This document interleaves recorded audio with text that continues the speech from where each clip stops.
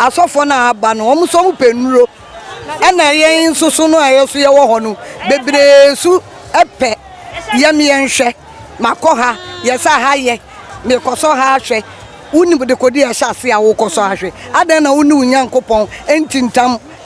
ema nyankopon no ontiewu ju ko obi ho ema ne ju 10 million ma ne ju 20 million ansa na mpaye no ayeye yeso ye ka ho Ghana asisa pa enye Ghana yenim ahaso na ewo ye but ne sesi a modern Ghana we die oh 2020 Ghana we die different eye di o eye di kill me so kill me die I don't want money quick money kill me so na sesi a Ghana ye wo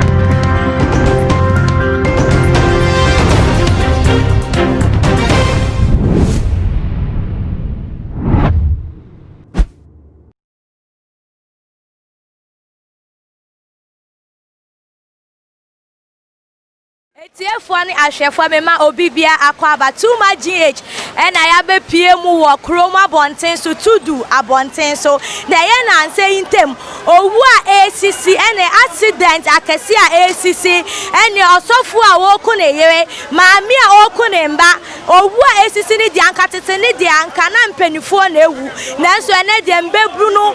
free mo enye obibia emfa wo ne awotena wofum na no eni kromufo eba be nkomo se de ebe ya ni ebesi bia wo a wuti ekire na wo hwe no na wo so wanya antiase abi afimi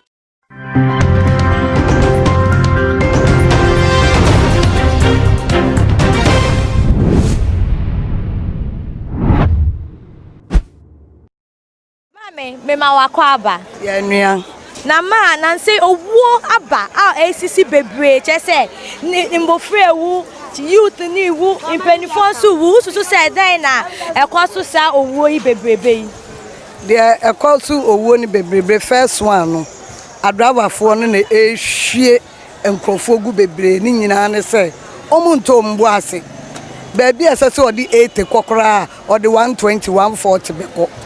the full so odi 80 ko a ebeye yie na nipa enya accident esa speed na omudi no enunti ene ma accident bebre koso obi won so ana wa bre esese unrest na wakotena stia na chi na watu no oda every say me kokwa so entimi nim de AC car ni bi kura de ya hwe aseda driver no na wada sa wada oye nyina ye tu anajo no wono so wa bre wada esese unrest na ode ko 120 140 160 instead of 80 no kwa ebeye yie no o pentama be fo obi no akohwe omu agu no omunya botre no munya say omude hye politics no obi akogye edu omusunya botre na say omude yekọ boko a yebekoduru asumdwem no obi akonifi yo ma me wakasa ye na wakase mu no akoye te say accident afape na wonso wu abanso de apart from accident no bebre sisi a chese nipa wu all the time we chese wo be hwa aye rampant adoso na no so den na wokafa ututu say ebi asofo ne ne ebi ayom ye wosumase ne ndwumadi ebi ekoso na ekosi so wo bebrebe no owo bebrebe no susu aba no asofo na aba no omo so mu penuro ena yen susu no ayeso ye wo ho no bebresu epe ye me enhwe makoha ye sa ha ye me koso ha hwe uni bude kodi ya shase a wo koso ha hwe adan na uni unyankopon entintam ema nyankopon no ontiewu ju ko obi ho ema ne ju 10 million ma ne ju 20 million ansa na mpaye no ayeye yeso ye ka ho yen transe ne yen kwa asole baako ni yen sum ye nyame nyankopon bibia ahwehwe no obeya amaw echense we ya gidin timi ko akoso ahwe unum de ye hyase dabi enti yen so ye ka ho yen ya chinchin okay ususu say ye ne ye bebrebe so ka ho obi wo ho a sesia no ye so ono na ewo so osofo we na ewo ntimi ko osofo we wo wono na abin yes ade be tie be ye yi no be hu osofo no oda form team wanya ju sika nso awie e bi se wo na wakọ enti wo beje wo Yo me da se na Ghana for bebre susu say election year ne ka ho na owo bebre ekoso sa na wo so adwen kire wo ho ne sen. Me ma dwen kire ne say se eno ka ho kura enye bebre sa obi wo ho na oyare no ni sika na obekọ hospital obewu fi se sister bi aminimu no oba kromu Monday oba ya o se no ye ne nketenkete instead say obekọ hospital no kodai ade chin ye na omde ni ko hospital wawu eno so obi ena ye politics no de akunu sanya obi na ye politics enti ye ti dwomu no eya ye nsua se de ye ko check up de bi e sole ayema chia ebebo 3-4:30 ni ye wo kromu wawu enye nso ya yempon ye bedu fie na about 7 tambe na obe rest tambe na be san solid 3 o'clock onko check up onko baby no wa baba betina dwom enti ya ye so ye wo dwom ye nsua se de ye be hospital me ya check ye pon so what ya see ni nyina aka wo no wuo bebrebe ni aba yo ma me da sinemo ma final word be na wo eka chi obi bia wo hwe yen se ne be ya omo be bo mo ba efidie bi ade omo be ko owo ntemu die me wo ka kire Ghana ma nyina se abatuo emre na aduru etobia hwe ne be yie ema ne ba onkoda nya ne ba wo koda hwehwe oba no ne na wo sori a wa one na sori enchin Emma obi nkohia wa na jusum enkoye wo bone that time asase ya da ana obia soso mo nkodi politics achi enkoko emma obi nkowo ne sekan emma obi nkopra no omo ba no mo yeyi omo de to omo parliament yenye ye gu kwa hwei wo mu nim ye bakura ye ma ye hwe ye be dede hu sa na politics na atwam eti ye nhwe ye hu su yie ese ye be jai sa politics na ye ne ye nuanom ne ye no omo ko we ye timi we akame no omo de omo de omo ko omo parliament no omo mpre omo ma emegina omo ye dede ye na ye nya hwe mfiri mu no ye anso ni de bia ye dede ye wie susu a ye nkai ye egu kwa ho efise ye ni aban mu ene ya gisika bia efiri obi ho ye nkai eti so omuduru a eya omo nkai ye ya yeso ye gu kwa ho e de kire se ekwan wa ye gu nu ye nya sika na ye de age store ne bo ye den enti omo ni womo a omo de store rent ni nyina enkasa ne store no omo ma ne mra fom no obi wo wani pa miensa nan ya ye ka sika bomu a ne yeso ya kwaje store ne ye ja kwa ho timo yo ma me ye da se pa ye da se obi bia mfa na ni endi echi na ye to aye fiti ye driver for no mu twika no ebe ma sheda pa se omunya botre owiase ana ka etwe de ya botre o license bibia obenya bia no ese onya botre de ka ho ba unya botre na otika na otwika na otwirihwi sana ese wu se nipa omu otika mu so omu obebi ko omu kwa akoya ade bi nti ese obia nya botre obia sheda nya botre se utwika wo se ka utwi ngofo wa fa agum omu doso eti baby ese wa apply break emepi asen bebre si no efi ya ka fa driver for na ana bi mu free passengers no omu tike ma driver twin ntem na mekoya ade ntem wedi na aka wo ma se accident ntbisi ya kwan ni so nye te se aban so yire no ho se kwan be yeyi na yakọ asumdwem ena hia yenna yo da me da se na owo nso a ACC a enye ka na de ba no eno nso den na me no nso aba bebre like na we ewu ochira we ewu young people nso na ewu eno nso ususu se ye de nti na ama no abasa efri yanga say yembra ntie na se so mayo margin so mu pesca enti amasa nkete isi na eso bia hwe no huye yanga se na mi obia pesca enten yes na for no so omo schedule mai ti schedule na chi no ukoje a nema wo ho no doso ti abase ayesa na ti se obia pesca ti ske pe no eno ka ho nti na ewu sa no ngofo first ka titimu no ngofo nyini edun pepe bi so asromawu but se na kwa ti se sky ye hwehwe ni nti no ye wu ntentem ena ma se wu ba yi nti eso ye mrantie ni katesi ese ye hwe se ewo die eye se nipa Kristo ni ese wu ba se de ewi de ese yen ka fe hu se yesika pen na yen bru sam kwan so ye fa no emwan ti ese na ye hwe urade anim ne hu se daache no ye be ko urade ho unyeska wo unyeska wo be ko urade ho yo mate da me da se na senye owo na doso a ekwoso na magana fo bebre susu se eye asofo ne njuma bi a ye omudi wosu mase no ni na contribute e ka wona ma owo no ados na no no wadwe nkire won ene sen me yamfa butani na ma asofofo no so de omo ye omo afem ye o papa ana ye obone osofo bi wo ho a wa hyeda odun se do osom we smaller goals etu wa hyeda pa na ode enyame abata na nejuma ho ba ese ehun se yankasa no yempa e bo no betuma bo mpa e wo edem ipi rc any discuss branch churches no unko ama yankasa ehun bibi wo ho ba the see ade yankasa ye pa bibia se ye pese tie se bibia aba yehun bibi wo ye ho ni na aka ho ana ma osofofo ne dada ya omu kunkunyan sa no omo de komo omo spirituals etu susu se asofo ni bi kan wona owo na do so omo de nipa ne ye rituals ana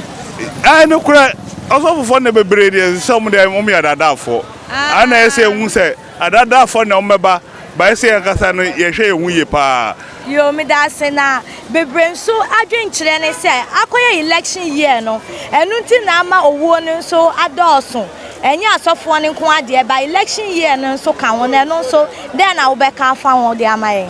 politicians ni de omocha ye bi na ebewu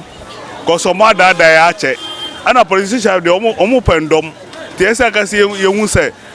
omo de omo to aso asa koye we o ba esa wo jiru fie hu ska de ama won no ochina ubedi amanasa te esa hu se wo ya brand te do de ska bi ma wa se ska no betu agi no da kotra ofie no wadi ben koye wo ya ubewu nipa na oboku no ono so ni obusuafo ometuma ya mambra ma so wewu te ese hu se wo ni de ye na echeche na ese na ye hwe ye hu ye hu ya ewo ne mabiom yo na da futu oben na wo de be ma obibia wo hwe se ne ebe ya bibia ni we be hwim ne nkwa e de free ni nsem me ba cho mama ye na ye ni na ho ni enhwe se nipa ne ba onche na okasa ese wo hwe se nipa na okasa no oyedi nipa efo no free asemo ka no nyansa bi wom nyansa nimba no atwo ho afiri ho ene hia yo da me da se pa ye den na wo free se ma owo yi sisi yo ose ye ne se ye ma ye ni to yankopon so na ye som nyame yi se ne be ya yale abane ade na no ebeti ye from enye nipa nwode no beti yankopon ko to ayo na papa owu aba bebrebe no oman mu afo bebre susu se asofo ni ye bia omo ye no munjuma bia omo ye andagin no enu na ama owo ni sisi na no so den na waje kire efa ho asofo no papa wom boni so wom enti yemfe ni ntombo so o se yema ye mpa bono edoso se ne be ya ye beti edi nkonim ewo ya blabom eti ni awo kan ne se mpa boni doso a owo no tu betwa kakra ana ene de Bible akase wiase no e de be ko wiye but o se yem mpa bom yadin se ne be ya beti edi nkonim yo Martina unji ndi se bebre nso ka se esanse afi ye election year ntina ma eno nso ka wona owo na dos na eno nso odwen ho sen se o ma kwan a ena obonso metime do so but wa ma kwan a obonsam ontime no so da yo ntu wa se ma wo kan se accident na enyo ma bone a esisi ni nyila se wo ma wo kwan a ena obonsam bedi wo so wa ma wo kwan dia obonsam enya kwan di wo so yo papa wo de me da se pa na fe ebe ye se wo de wo final word na futu obi a wo ama obi bia wo hwe me pa bon se mem aba tebeto no mem obi an kwala basa shon ye wo sola ye obi bia pepepe esa wonni nkugoda bedi nkunim e ko so de me kakra metima adwencha metimi a chance o sofo bi won massive stabi enya sofo ni nyina wa ma church mako si so mo de yo mo ade ese sister obehu oba no obesene pe fe aka ensam ebeto oba na koma so ebi osofo uni bi ohun mi na uni bi na ebi na me ba no mi wo bi fine why am me wedding yakofie no osofo na nka no krepoti anche ebi na o another girlfriend ba me oba mi ko hu ye na eya me ya pa eti mi ba na baby sa se mi kun onu oba si asuma si se wan ka anche me no de me na me se de bi menti ase ho no obetimi aka cho so ya mekun ba mi fi se awale 70 no na mama men kan chiro bia mi kun se sama mi mo bia ma ne nka no kwakuom afa de twama kaka na mi kun abo me so menti ase eti ma hwe ya mi kun ka se me de ma dwen che de ka mejai ba omu pe omu kun de omu nyaye o obedi odo achi na odo do kwa musie ye yo ma me pese ye hwe se owo in January se ne esisi na we ye wuwa na mbofre wu pa youth ni wu che se first ni kra den ka nipa nyi ansa no mowu be na accident na nipa be se 30 obi ahwe ne nkwa ochina nso a osofo na se ya osofo obi o America eku onu an yire sa owu na se owu bebrebe abai wa enu na me pese okomu mame owu na abanhwe se no won se obi won ma obema bi won ma obefa oba obi okovas obetwe ni school ode ne bekosa na oba ni bewie no no aka che be ma ne se nya me size no mekokofa be ma foforo be ma ne so ebu on ma otito oni bio ode ne last nyina gusu amoni mi so wo ye ne dofo da ma nya ba bi se de wo beboa me so bi de misika nyina ahwe wo be ma no so acha be ma ndi ni sika nyina ahwe wo oba no eto oba ni wi ase owie school wie no wakofa de eden o chen be ma no eti be ma na ye wo oba ye wo bo aka be ye oya eti obekun okuna no no so akune ho so ati ase yo oman mufuo ebebre keka se owu aba no akoye election year no na ama owu bebrebe aba na no so wadwen kire won won say ma je se bi won ma na enya politics obu on ma no akoye obi bone waye ne bone no sister on fe nchew obu on ma sister o ya na de na ne obekun ohun nyame onim nyame bobu on ma onim nyame ode be chew do onim nyame de sister obekun okun ye de best politics ye be ka so obi su na ekun na ye wan kasa de wakoye no obone na eden ekun eti politics ne de ebu on ma nya politics wan kasa obone ya wa ye wo kan ni se ye ni ye bia ye ni anamo bia ye tu enu na ama ye wu bebrebe isa na me pa akire obu on ma bobo wapo ma ju sika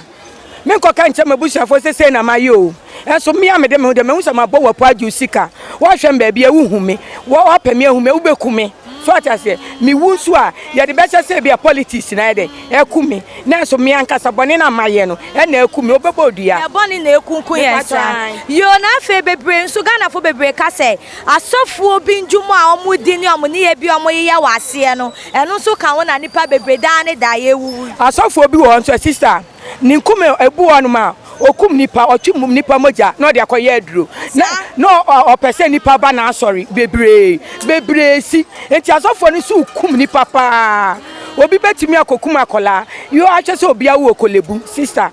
na wawo na nesi wato akola na dia ma wo sofo no de akola nko ye aduro 9 months sister na so sofo de ye nkum ade na kwa sorry sister osofo no obekum unim fa ko ensuo fi na sofo ma wusuru anom wayo no de amawo so ati ase bisa san fa na wayo ni fi asofo ni bi kan na nipa ni iwu obu on ma na koma be ko hospital asofo be ka chense bla metimi enam sika wo painting won timi no ma nipa na wu keke okay yo me da wase pa na da makonya yuso na efutu obi awo ma obi bia wo hwa na wo tie ye no no so ne sa enka bi obi bia ya wo tie me ka chense me nua me maame nom se wo yare a me fa won to osofo so ko hospital na doctor improvement say na oyo ani so na ye no nom no e moa ye me pa me nua num nya chaw omu teme futuoi obi won ma wadi bone obeka koka no krache na busuafo wonka ne de ashe politics for so na ekum nipa enso na bia na omunim ho hwe enso ye bone e na ekuyen ye bone na ekuyen na ye da wase bebre na ye to aso owuo ya abaga na yi ene emu accident ene impofu wo ye ni nda na esi na wo hu ne sen madam enye bibia o bebre ne ekom tudu a ye ti sesi ajon kese de po akronfo bo na wo na esi sesi ano yankasa yempa ebo mu anya din a ene Ghana be ye nyina ye besa esan se kom kan Ghana ye din ye hu bi dra ekom draws bebre na ekom e na adwendwen ekom die Ghana pa esi abibia ye basa yo na mame owo yi unso wadwen kire wo ho ene sen Ausako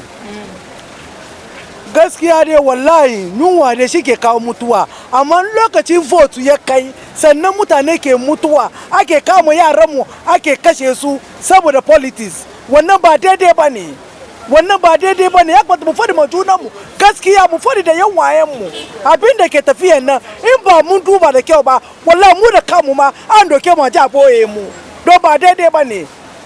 ayo mini aba na